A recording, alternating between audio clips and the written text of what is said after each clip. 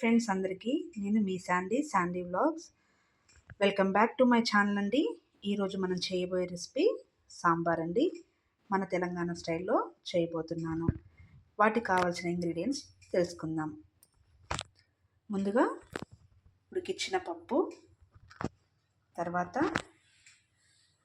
సొరకాయ, టమాటా, వంకాయ, పచ్చిమిర్చి, ఉల్లిపాయ, దొండకాయ, క్యారెట్, కొత్తిమీర, అలాగే చింతపండు పులుసు. వీటితో మనం సాంబార్ ఎలా తయారు చేసుకోవాలో తెలుసుకుందాం. ముందుగా స్టవ్ వెలిగించుకొని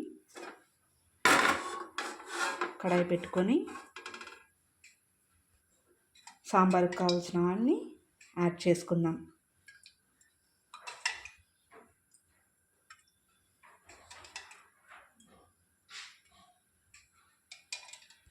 ముందుగా తాలింపు వేసుకోవడానికి ఎండుమిర్చి, వెల్లుల్లి, తాలింపు గింజలు, కరివేపాకు ఉంటే కరివేపాకు వేసుకోండి. ముందు తాలింపు వేసుకుందాం. ఇలా తాలింపు దినుసుల్ని వేసుకుందాం.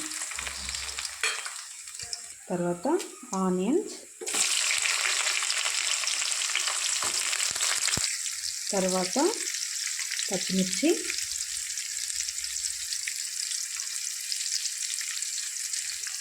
వేసుకొని ఒకసారి కలుపుకుందాం. ఇప్పుడు కొంచెం పసుపు యాడ్ చేసుకుందాం. ఇప్పుడు ముందుగా కట్ చేసి పెట్టుకున్న అన్ని ముక్కల్ని వేసేసుకుందాం. ఇలా వేసుకొని ఒకసారి కలుపుకుందాం.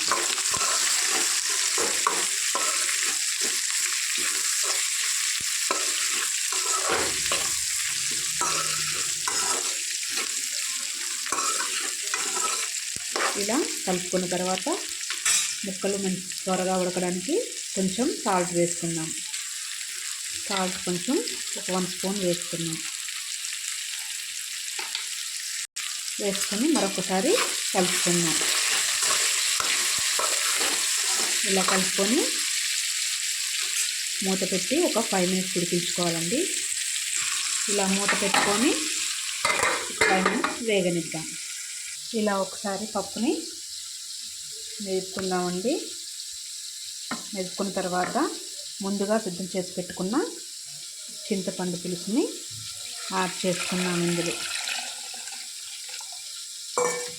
యాడ్ చేసుకొని మరొకసారి కలుపుకుందాం. మరొకసారి మూత తీసుకొని ఒకసారి కలుపుకుందామండి. ఇప్పుడే కుక్ అవుతున్నాయి. మరి కొంచెంసేపు ఫ్రై చేసుకొని తర్వాత ముందుగా సిద్ధం పెట్టుకున్న చారుని పోసుకుందాం. ఇప్పుడు మూత పెట్టుకొని మరొక 2 మినిట్స్ ఉడికించుకుందాం. అలాగే ముందుగా ప్రిపేర్ చేసి పెట్టుకున్న పప్పులో చింతపండు పులుసుని యాడ్ చేసుకొని ఇలా మరీ వాటర్గా కాకుండా మరీ చిక్కగా కాకుండా ఇలా మీడియం సైజులో కలుపుకొని పక్కకు ఉంచుకోవాలండి. అప్పుడే చాలా టేస్ట్ వస్తుంది సాంబార్కి. ఇలా కలుపుకొని పక్కకు పెట్టుకోవాలి. ఇప్పుడు కుక్ అయ్యేది చూద్దామండి. బాగానే కుక్ అయ్యాయండి. ఇప్పుడు కొంచెం కారం వేసుకుందాం. మీ టేస్ట్కి తగినట్టు కారం వేసుకోండి. నేను ఒక 2 స్పూన్స్ వేసుకున్నాను.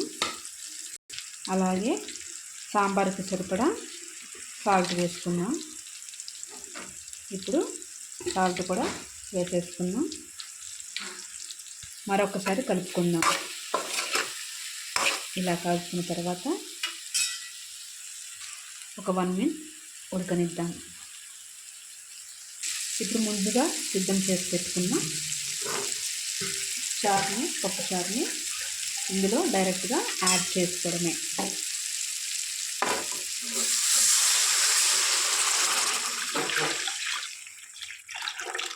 ఇలా యాడ్ చేసుకొని ఒక 15 మినిట్స్ ఉడకనివ్వాలి. అప్పుడే మరిగిస్తే చాలా బాగుంటుంది టేస్ట్. ఇప్పుడు ముందుగా కట్ చేసి పెట్టుకున్న కొత్తిమీర కూడా పైనుంచి చల్లేసి మరగనివ్వాలండి చారుని. ఇప్పుడు మరొకసారి కలుపుకొని ఇలా ఒక 15 మినిట్స్ మరగనిద్దాం. కొంచెం సాల్ట్ కూడా మీకు రుచికి తగ్గట్టు యాడ్ చేసుకోండి. తర్వాత మీరు కనుక నా ఛానల్ని ఫస్ట్ టైం చూస్తున్నట్లయితే లైక్ చేయండి, షేర్ చేయండి, సబ్స్క్రైబ్ చేయండి. అలాగే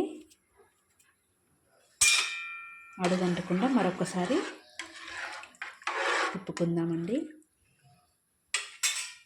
ఇప్పుడు మూత పెట్టేసుకొని ఒక 10 మినిట్స్ మరగనిద్దాం. చూసారు కదా, ఇలా మరిగిందండి. 15 మినిట్స్లో చాలా బాగా టేస్ట్ వచ్చింది.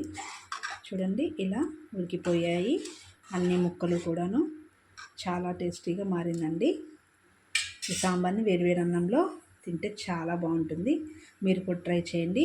వీలైతే నా ఛానల్ని సపోర్ట్ చేయండి. Thank you all.